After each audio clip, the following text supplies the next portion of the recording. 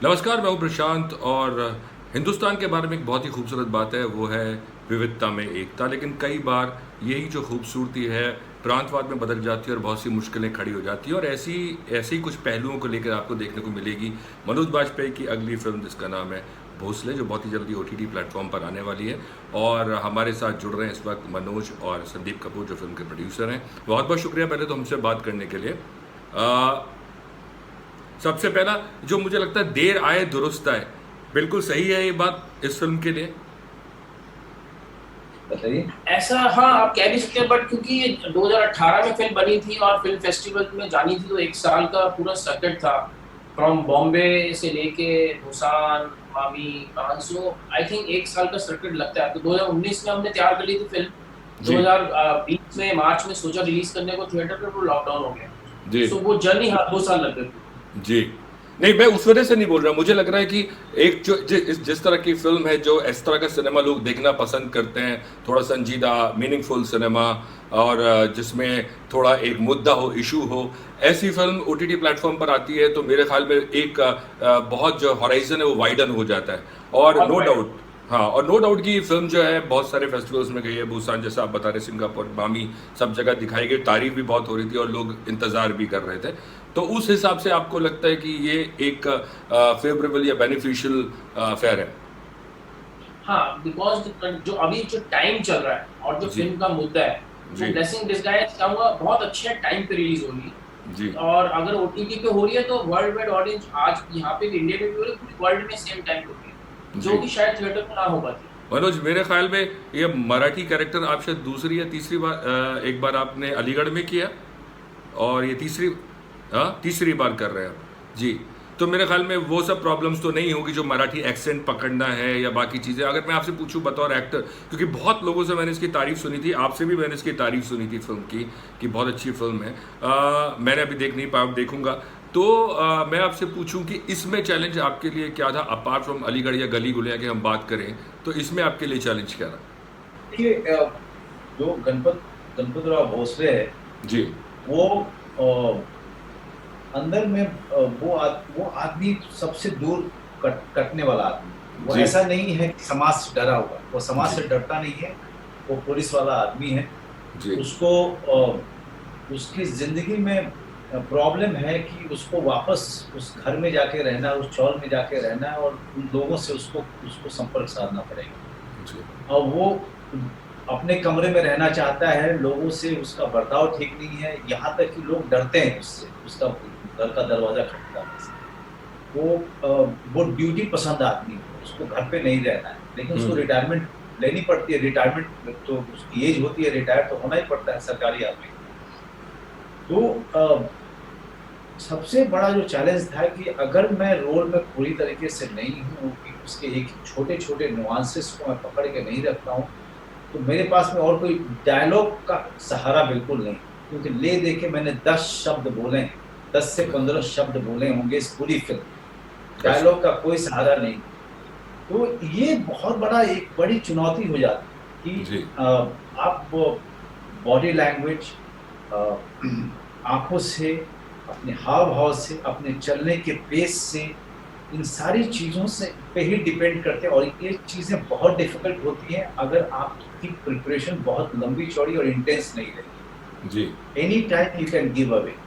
बड़े जी, से बड़ा एक्टर भी वो एकदम से जो है गिव अवे कर देता है, भूल जाता है। जी, कितने शॉट में अगर आप देखेंगे बहुत ही गौर से, वो मैं चाहता नहीं था। मैं चाहता था कि पूरा का पूरा कंसिस्टेंसी रहे, बिना शब्द के भी भोसले की एक-एक क्लोज़अप जो है चीख-चीख करके उसके अंदर की परेशानी को लोगों को बताता रहे। जी। ये एक बहुत बड़ा चैलेंज था। I think this was something that has fallen in place, इसीलिए इसकी तारीफ़ बहुत हुई। अगर आपसे पूछूं आपके हिसाब से गली गुलिया, अलीगढ़ या भोसले, आपके किरदार के बारे में अगर मैं पूछूं तो तीनों में से आपको लग रहा है ये ज़्यादा चैलेंजिंग या गली गुलिया ज़्यादा चैलेंजिंग था या अलीगढ़?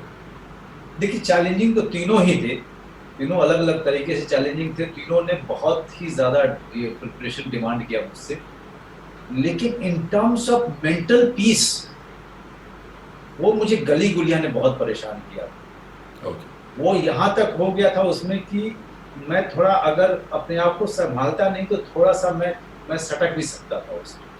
जी, अगर मेरे आस-पास में बचाने वाले नहीं होते, मेरी पत्नी की जैसे या मेरे डायरेक्टर मेरे सेट पे, एक आध बार सेट पे तो ऐसा हुआ था कि मैंने डायरेक्टर को जाके बोला भी था कि यार बंद कर दो, जितनी जल्दी हो सके मेरा काम खत्म कर दो, मुझे लग रहा है कि मैं ले नहीं पाऊँगा। दोनों से मैं एक चीज़ ये पूछना चाहता हूँ कि फिल्म को 2018 से 2020 में आने में नो डाउट फेस्टिवल्स में गई, क्या मुश्किलें आई इसको पर्दे तक लाने में या स्टूडियोज मिलने में? और जैसा कि एक बहस आजकल छिड़ी भी हुई है, ये क्या यही एक वजह रही इस फिल्म के लिए कि आप ओटीटी प्लेटफॉर्म पर अब आ रही है ये? देखिए कई सारे कारण रहे हैं इसके। जब हमने फ़िल्म बनानी शुरू की थी, तो थिएटर्स जो थे बहुत ही वेलकमिंग थे, शोज़ भी बड़े ठीक-ठाक से दे देते थे वो लोग। कोई ना कोई डिस्ट्रीब्यूटर ले ही लेता था। जी, कोई ना कोई प्रोडक्शन हाउस ले लेता था। लेकिन धीरे-धीरे जैसे जब फ़िल्म कंप्लीट हुई हमारी और जब हम फेस्टिवल कर रहे थे, तो पता ये चला कि एग्ज़िबिटर, डिस्ट्रीब्यूटर अचानक से इंडिपेंडेंट फ़िल्मों की तरफ से वो हाथ हटाना शुरू कर दिए। जी, उसके बाद ओटीटी प्लेटफ़ॉर्म एक बहुत बड़े बून की तरह वो इंडिपेंडेंट फ़िल्मों के लिए आए। जी, लेकिन धीरे-धीरे ओटीटी प्लेटफ़ॉर्म ने भी हमने देखा कि ओटीटी प्लेटफ़ॉर्म भी इंडिपेंडेंट फ़िल्मों से धीरे-धीरे अपनी दूरी बनाने लगे। जी। तो इंडिपेंडेंट फ़िल्म यकीन मानिए इंडिपेंडेंट फ़िल्मों के कारण ये हिंदुस्तान का सिनेमा जाना जाता है विदेशों में। बिल्कुल, मेरे ख़्याल में जितना भी इंडिपेंडेंट सिनेमा है, जो जो मीनिंगफुल सिनेमा है, जिसको सिनेमा हॉल नहीं मिलते हैं या जिसको मेरे ख़्याल में उतनी ऑडियंस नहीं मिलती, वो उन लोगों के लिए वाक़ई में एक वरदान की तरह है। संदीप, मैं आपसे अगर पूछूँ, मनोज के साथ आपकी दूसरी फ़िल्म है अनारकली ऑफ आरा, वो आपकी एक फ़िल्म थी। तो मुझे जो जिस तरह का रुझान आपका लग रहा है फ़िल्मों की तरफ, वो सामाजिक मुद्दों या ऐसी फ़िल्म जो कुछ कहें, ऐसे बहुत कम होते हैं बतौर प्रोड्यूसर जो इस तरह का सिनेमा पे हाथ डालने को तैयार हों। तो एक तो मनोज के साथ आपकी दूसरी फिल्म और दूसरा जो रुझान है, क्या इसी तरह का सिनेमा आप बनाने के लिए आप आगे सोच रहे हैं? हाँ, हमारी एक फ़िल्म और है जो कि इसी तरह की है, जिसको हम सितंबर-अक्टूबर में शुरू करने की कोशिश कर रहे हैं। अभी वो बहुत इनिशियल स्टेज पे, हालाँकि हमने लॉन्च करी हुई है। जी, बट क्योंकि मैंने पहली फ़िल्म बनाई और मेरे स्ट्रगल जो मेरे जैसे बहुत इंडिपेंडेंट प्रोड्यूसर्स बॉम्बे में हैं, एक जर्नी बहुत आई शुड नॉट से दुःख भरी, बट एक स्ट्रगल है। मतलब आज इंडस्ट्री में अगर टॉप 8-10 कॉर्पोरेट हाउस को छोड़ दें और अगर 400-500 फ़िल्में, 300-400 फ़िल्में साल में बनती है, तो उसमें से 70% बचा एक कंटेंट ड्रिवन फ़िल्म बननी शुरू हो गई है। जी, बट उनकी जो जर्नी है वो बहुत दिक्कत भरी है, बहुत दुःख भरी है। It's like I am not saying outsider insider, और क्योंकि मैं दिल्ली रहता हूँ और बॉम्बे जी, इंडस्ट्री है, वो भी एक मेरे लिए स्ट्रगल है। अनारकली ऑफ आरा जब बनाई तो उस टाइम भी बड़ी दिक्कत हुई। वी जी, went to lot of corporate houses, सबको पिक्चर अच्छी लगी, सबने कहा ऐसा होता, ये स्टार होती तो वो होता, तो वो फाइनली हुई नहीं। सो अब जो भी मैं पिक्चर बनाता हूँ, मैं पहले ही प्रिपेयर हूँ कि मुझे ही स्ट्रगल करनी है, मुझे ही रिलीज करनी है। बट इस तो फ़िल्म आई में जी, इस फ़िल्म में मनोज आपके साथ है। मनोज खुद एक बड़ा नाम है इंडस्ट्री का और मनोज जानते हैं पूरी इंडस्ट्री को। जो मनोज, मैं उस बहस की तरफ लेके नहीं जाना चाहता, लेकिन फिर भी मैं एक चीज़ ये पूछना चाहता हूँ कि आप जैसे एक्टर को भी कॉर्पोरेट हाउसेस को कन्विंस करने में, स्टूडियोज़ को कन्विंस करने में मुश्किल होती है अगर कोई सामाजिक मुद्दे पे या इस तरह की मीनिंगफुल सिनेमा हो तो? अगर मसाला नहीं है, एंटरटेनमेंट नहीं है। जी, मसाला नहीं होने पे ना शांत एक जी, सच्चाई है जी, कि थोड़ा लोगों का रवैया जो है इतना ज़्यादा वेलकमिंग नहीं होता है। वो बहुत बहुत इज़्ज़त करते हैं जैसा आपने कहा। जी, का इतना लंबा चौड़ा एक्सपीरियंस इस इंडस्ट्री में एक इज़्ज़त कमाई है उसके कारण वो लोग इज़्ज़त तो करते हैं।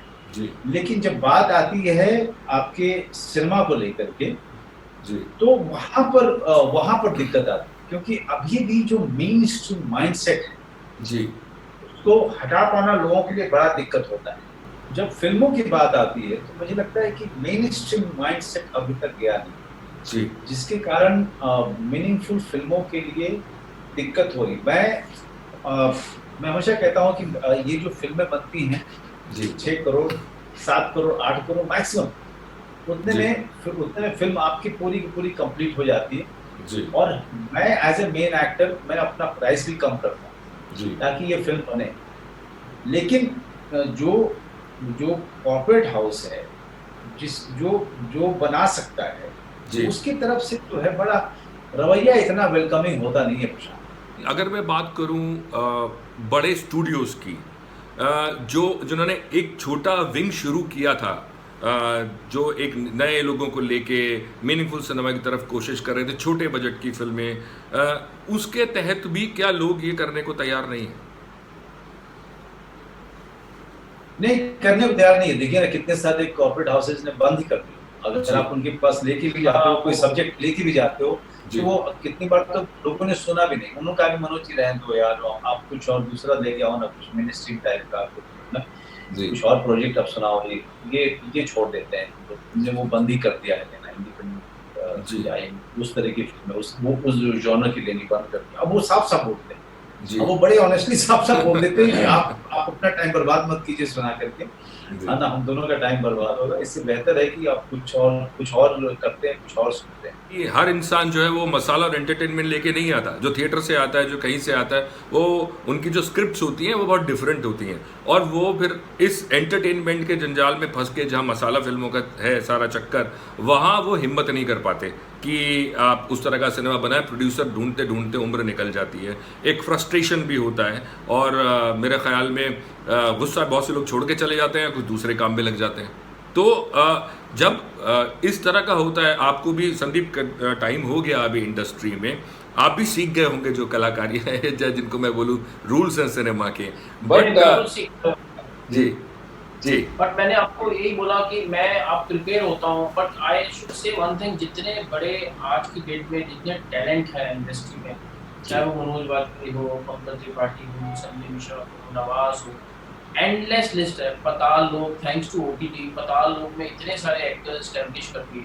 जी ये कोई बड़े थिएटर रिलीज अगर होती नहीं कर पाते। जी बट आई एम मतलब वी आर वेरी अनफॉर्चुनेट कि जो अच्छा कंटेंट है उसकी कोई ग्राहक ही नहीं है। There is no buyer, there is no taker. It's very sad situation. And मैं तो प्रिपेयर हूँ, आगे भी मैं पिक्चर जो बना रहा हूँ, मैं वही पिक्चर बनाता हूँ कि मुझे पता है बिकेगी नहीं, मैं खुद रिलीज कर सकूँ। जी। तो आई एम प्रिपेयर्ड पहले दिन से कि पैसे हैं रिलीज के तो बनानी, नहीं तो नहीं। जाते जाते एक आखिरी सवाल आप दोनों से है।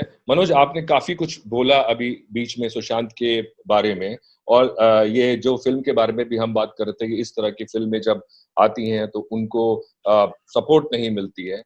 तो क्या वाकई में ये जो एक यंग जनरेशन है, या एक्टर्स हैं, डायरेक्टर्स हैं, या टेक्नीशियंस हैं, वो एक फ्रस्ट्रेशन लोगों के अंदर है, और जिस तरह का माहौल अभी हो गया है, उस माहौल से जितना कुछ अभी आप एक गुस्सा लोगों में फूट रहा है, आपको लगता है कि स्टूडियोज के चक्कर में इस तरह की फिल्मों का एक तो दबाया जा रहा है, इस तरह की फिल्में नहीं आ पा रही हैं, और अगर लोग अपने आप को खोलेंगे तो इस तरह के सिनेमा का, नए एक्टर्स का, नए डायरेक्टर्स का वो फ्रस्ट्रेशन भी कम होगा, और लोग सपने देख सकेंगे सिनेमा में बड़ा बनने के। कहीं ना कहीं हमारी इंडस्ट्री स्वस्थ इंडस्ट्री नहीं है, और खास करके इन 2 महीनों में, 3 महीनों में पता ये चला है कि बहुत सारी बातें जो सामने आ रही है, बहुत सारे जो सवाल, और गुस्सा नहीं आ रहा है, वो सवाल है। गुस्सा पब्लिक का है।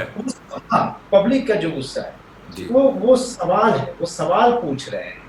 या तो हमको उसका सवाल का जवाब देना चाहिए, अपने आप को सुधारना चाहिए, या फिर हमें चुप रहना चाहिए। जी। क्योंकि सब सवाल अगर उठ रहे हैं तो उसमें बहुत सारे जायज भी सवाल हैं। जी। और वो सवाल कहीं ऐसे ही हवा में नहीं उठ के आ रहे हैं, बन के आ रहे हैं। जी। वो तो यहीं से गए हैं, वो तो यहीं के कारण तो सवाल बने हैं। यहाँ पे स्थिति जो है उस तरह की रही नहीं है। हमको इस इंडस्ट्री को अगर स्वस्थ और प्रजातांत्रिक डेमोक्रेटिक बनाना है तो उन सवालों का जवाब हमको खुद देना पड़ेगा। हमको खुद को, हमारा खुद का एटीट्यूड ठीक करना पड़ेगा एज ए इंडस्ट्री। जी। हमको खुद कोशिश करनी होगी कि भले ही हम किसी को काम न दें, भले ही किसी के साथ हम वास्ता न रखें, लेकिन हम उसके साथ बुरा व्यवहार न करें, उसको बेइज्जत करना या उसको नीचा नहीं दिखाना चाहिए। हम उसके साथ, हम उसको बुली न करें। जी। हम उसको बेइज्जत ना करें। आपकी जो फिल्म है ना वो भी एक तरह से एक पैरेलल ड्रॉ कर जक्सटपोज करती है। फिल्म में भी आप देखें ये भी मुद्दा बहुत रहा है कि यहाँ के प्रांत के लोग इधर आ गए, उधर के प्रांत के लोग इधर आ गए। तो ये फिल्म भी ये भी है और यही चीज हम फिल्म इंडस्ट्री में देख रहे हैं। सो ये फिल्म भी जी। बहुत बड़ा पैरेलल ड्रॉ कर रही है। खाली हाँ, वो यही नहीं, है। खाली यही देखिए नहीं है। इनसाइडर आउटसाइडर की जो बात कर रहे हैं आप, इंडस्ट्री में ये कुछ सालों से शुरू हुआ है जी हमारी इंडस्ट्री में तो आउटसाइडर ही आकर के इनसाइडर हुए हैं। सही बात है, बिल्कुल सही बात है। तो सारे इंडस्ट्री में जितने बड़े बिग हाउसेस अगर आप देखिए सब के सब बाहर से आए थे, सबने अपनी मेहनत से अपनी जगह बनाई, अपनी क्रिएटिविटी से अपनी जगह बनाई। जी अब वो जो आउटसाइडर है उसका आगे आने वाली पीढ़ी कहती है बाहर से आने वालों की कि तुम आउटसाइडर हो, जी आपकी जगह नहीं, ये ठीक नहीं। आप दोनों को इस चीज का सामना करना पड़ा, आप दोनों को उठाना पड़ा। ये संदीप और मनोज आपसे दोनों से एक साथ। मैं तो बहुत टाइम से देखिए जब तक ये शुरू हुआ ना, जी। क्या है कि मेरी पहचान बीकू महाद्रे से बनी, भगवान जन। प्यार है ना। और तो उस समय मुझे विलेन के रोल बहुत आते थे जी तो मैं थोड़ा जिद्दी टाइप का आदमी हूँ, मैं थोड़ा मोटी खाल का आदमी हूँ, मुझ पर फर्क ही नहीं पड़ा। मैं किसी को ना करता था, लोग बुरा मानते थे मेरे बारे में, ब्लाइंड आइटम छापते रहते थे लोग, मुझे पता नहीं क्या क्या अनाप शनाप चीजें मेरे बारे में छापते रहते थे जी लेकिन मैंने कभी परवाह नहीं की और अपना काम करता गया जी लेकिन मैं हमेशा कहता हूँ कि वो मैं हूँ कि मैं लोगों से लड़ के भिड़ के धक्का खा के मैं यहाँ तक पहुंचा और अभी भी डटा हुआ हूँ। और अभी भी मतलब डटा हुआ हूँ, आगे भी डटा रहूंगा, जी है ना।